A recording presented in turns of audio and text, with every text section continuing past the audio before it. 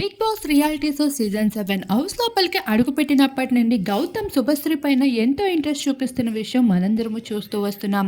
అటువంటి శుభశ్రీ తేజతో కలిసి సందడి చేస్తూ డాన్సులు వేస్తూ ఉండగా గౌతమ్ ఆ విషయాన్ని ఏమాత్రం తీసుకోలేకపోయారు.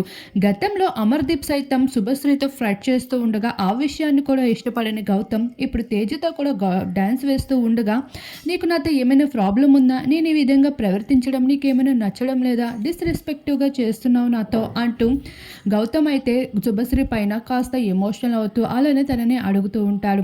ఆ విషయం పైన నీకు నచ్చినట్లు ఉండు, నాకేమీ ప్రాబ్లం లేదు అంటూ శుభశ్రీ చెప్పి అక్కడి నుండి వెళ్ళిపోతుంది.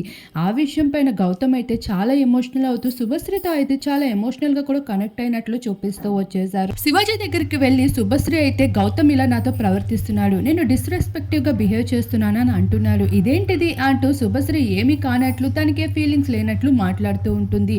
మరోవైపు గౌతమ్ అయితే శుభశ్రీ ప్రేమలో పడిపోయినట్లు అయితే చూపించడం జరుగుతుంది.